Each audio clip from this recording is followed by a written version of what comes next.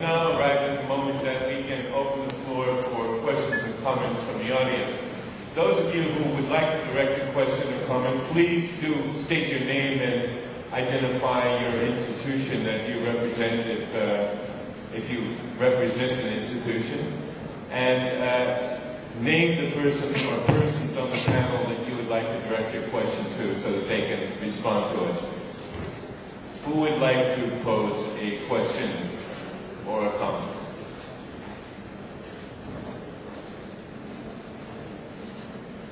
Have a lot of time to think over what you want to ask. Maybe too much time.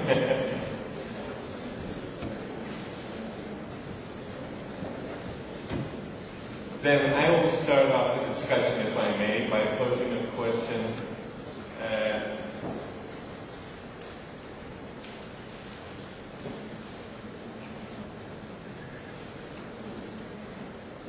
to Professor Senethil-Yajnik on humanitarian intervention.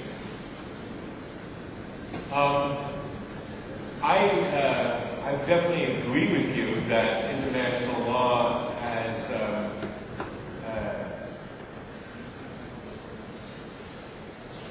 well, I don't know if I would agree that it's made a transformation in the complete sense, because I saw one of your slides that you said, well, RTP isn't really a legal norm, it's more it's a political norm. I do think RTP has had an impact on the debate. I'm wondering, you know, that you end up by saying, well, there's neither really a right to intervene or a right to protest intervention. How do you square that with the jus cogens character of the prohibition of the use of force? And then the second part of my question would be, well, if there isn't a right to intervention, then in the normal legal sense, that means that you do something illegal if you intervene. If there isn't a right, then you've violated the law if you do something. And I would pose the question, well, don't you think that there's also a sort of middle ground here? Several authors, like Thomas Frank and others, have put forward the idea that although it may be illegal, in some cases humanitarian intervention might be excusable. And Ian Brownlee, many years ago, in his reply to Professor Lillig at the University of Virginia, named the analogy to euthanasia, in other words, a mercy killing, for the idea that, well, you might have mitigating circumstances. I would be interested to hear your comments on both those actions. Of human security, when interventions are allowed, sometimes it may be ended up with double or triple of the damage that has been originally opened the gates for such interventions. Therefore, finally, the toll or the human cost of such openings or closing the doors for either to intervene or not to be intervened is what mostly matters. I think any intervention should be done through the legal authority or the permissiveness of the UN Security Council. We saw that in Kosovo crisis, humanitarian intervention was done without the permission of the UN Security Council. Whether we agree or not, the reforms to be done to the UN Security Council and the polarization that reflects in the seats of UN Security Council and so forth. But still, if we allow intervention to be used by powerful states as of their own desire or option, it would be disastrous. So I strongly believe if we want to accept humanitarian intervention as a third exemption to Article 2, Paragraph 4 of the UN Charter, it has to be done so, but with close scrutiny and having well safeguarded guidelines that is to be done with the consensus of all the countries in the world.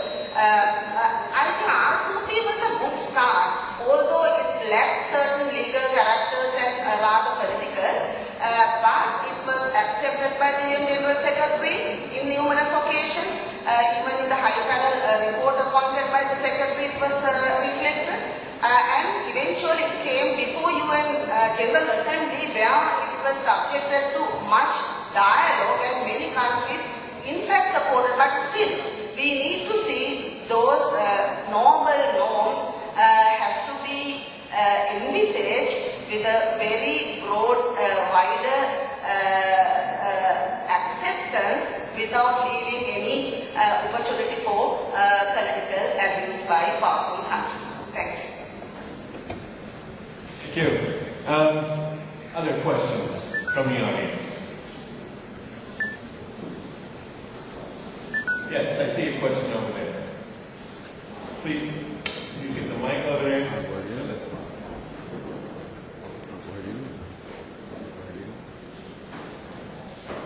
As I said, please state your name and your affiliation.